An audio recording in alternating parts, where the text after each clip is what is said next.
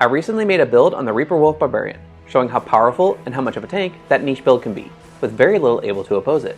But that was an endgame setup, so how would a budget setup fare in comparison?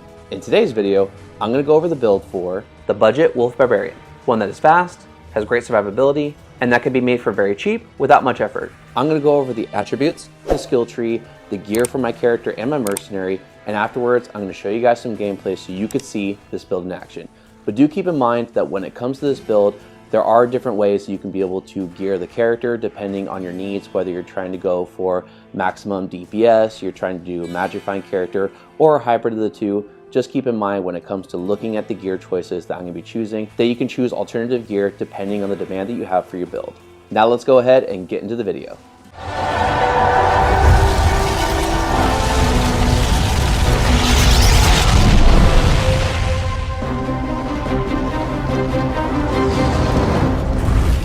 For the attributes, there's enough strength to be able to equip the gear, and all the remaining points are going to go into vitality. For the skill trees, starting with the Warcry skill tree, I max Shout, Battle Orders, and Battle Command. As Shout will increase his defense, Battle Command will boost his skills, and Battle Orders will increase his survivability, and each of the three aforementioned skills synergize each other. Moving on to the combat skills tree, these are optional, but if you are planning to run Chaos, I consider these more necessary than not. I put 1 point into Leap Attack to be able to help get through the end of the River of Flame into the Chaos Sanctuary, and to still be able to do damage when jumping around, in case you come across any champions that you'd want to fight on the way in. Lastly, for the Combat Mastery skill tree, I maxed Mace Mastery as stabs count for the Mace Mastery, then 1 point into increased stamina, Iron Skin, and I split the remaining points between increased speed and natural resistance. However, depending on what you would want to prioritize with this build, if you pre-buff with Treachery for the Fade proc, putting more points into increased speed would be more ideal. But if you are concerned with low resistances, putting the remaining points into natural resistance would be a great way to go. Either choice is fine, it's completely up to you. Now for the gear, when it comes to the concept of a budget build, keep in mind that the items being shown are based on if they are, or sometimes aren't, optimal for the build, despite the item's rarity. There's a reason that so many set and unique items, and even some being treasure class 87 items, never see the light of day aside from Grayling, while some magic and rare items are more optimal and ideal for a build, and sometimes even become mandatory. And on items with a variety of stats that can roll, remember that this is all based on RNG or random number generation, or even better, just dumb luck for certain items to drop, as well as how they can roll. For the helm, it's Wolf Howl to be able to shapeshift into a werewolf, and it has plus to Warcries, plus to Lycanthropy to buff Werewolf, and Feral Rage is the main skill to deal damage, but it also has plus to Strength, Dexterity, and Vitality. And if you want a Wolf Pack to fight alongside you, there's a level 15 Dire Wolf Charges. The Amulet is Saracen's Chance for the boost to attributes and resistances. The armor is Hustle for the faster run walk, IAS, faster hit recovery, evade, and a small boost to all resistances. The weapon that I'm using is Ribcracker. This one has been upped, but it's not necessary to make this build work. I added a Shale Rune to be able to increase the IAS, but it has a large boost to IAS, faster hit recovery, Crushing Blow, and Dexterity. The boots are Gore Riders for the faster run walk, Crushing Blow, Deadly Strike, and if you end up spawning Diablo clone, the open wounds on it would be very helpful. The first ring is Ravenfrost for the attack rating, Dexterity, and cannot be frozen. The belt is String of Ears for the life leech and physical damage reduction. The second ring is a rare dual leech and life ring. The gloves are Laying of Hands for the IAS, percent damage to demons, and fire resistance. On switch, I have dual spirits for casting Shout, Battle Orders, and Battle Command faster, and each having plus the skills to boost the skills even more, which is why this is the hand that you should be using to shapeshift into a werewolf form as well. In the inventory is the cube, bolt tomes, and a key. The rest of it I left empty to either fill it with necessary charms, potions to help with survivability, or to hold any of your pre-buff gear, which is what I'll be doing in this gameplay. For the additional stats, there's 15% physical damage reduction, 12% life leech, 6% mana leech, 130% IAS for increased attack speed, 95% faster run walk, 70% faster hit recovery, 65% crushing blow, and 15% deadly strike. For the mercenary, he is budgeted as well, as he is using a Tal's Mask for the life leech and all res, the body armor is Treachery for the fade proc and IAS, and the weapons I paired together are Lawbringer and Hustle to always give myself an advantage when fighting any group of enemies, and I'll go into more depth on that when it comes to the gameplay. Now that we've discussed the attributes, the skill trees, the gear for my character and my mercenary, let's go ahead and check out this build in action to see how well it actually plays out. With the gameplay, for anyone who'd be curious as to which player settings I'm using for my build guides, the past, presently on screen, and in the future, down in the bottom left corner is what the example gameplay being shown is currently at.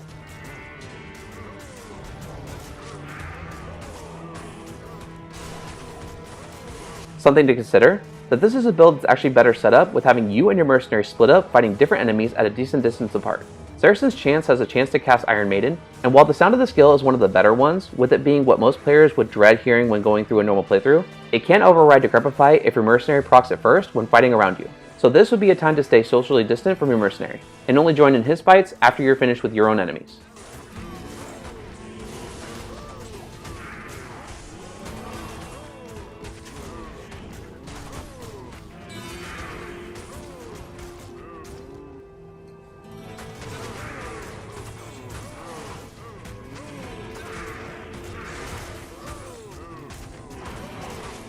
Even being surrounded by the cows, this build wasn't in any real danger.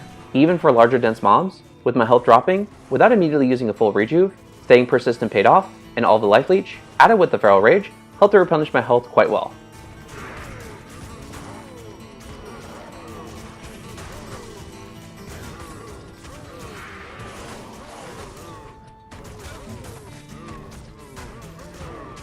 However, if in this dense of a mob, do whatever you need to survive.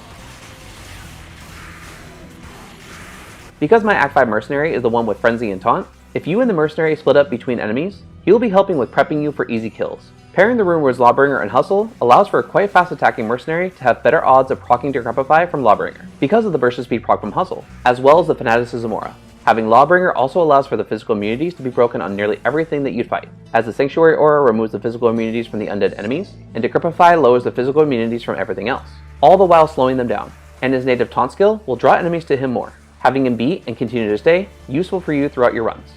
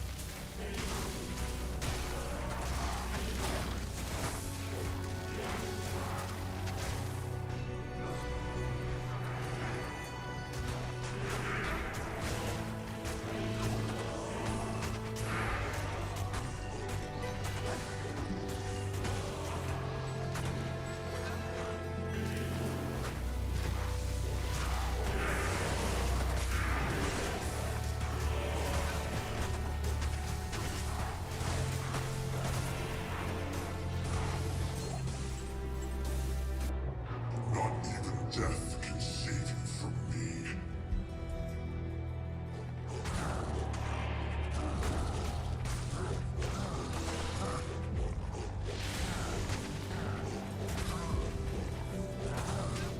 This build isn't to say that this is the ideal budget setup. This isn't the fastest or deals the most damage by any means, but for something different that's a lot of fun, he has good survivability with nearly 6,000 health once fully buffed up, and all of the gear is pretty cheap.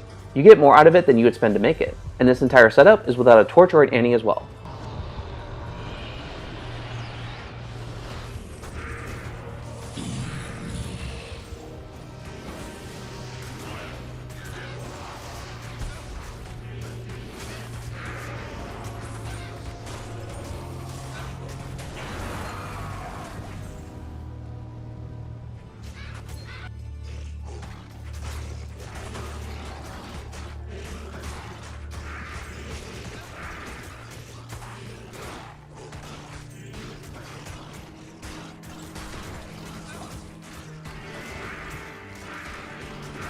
I really enjoyed playing this build, and I don't mind the less than favorable clear speed, as it was the playstyle that was enjoyable to me. However, if you want something with more damage, even better survivability, and can handle anywhere in the game with ease, check out my endgame version of this build, the Reaper Wolf Barbarian. Video link down in the description below. And that's going to wrap it up for today's video. I hope you enjoyed it and were able to see if this build would be something that you would be interested in going into the future. And if anything, at least just enjoyed the video. If you like this kind of content, want to see more, hit the subscribe button and hit the bell notification to be notified whenever a new video comes out. Come on.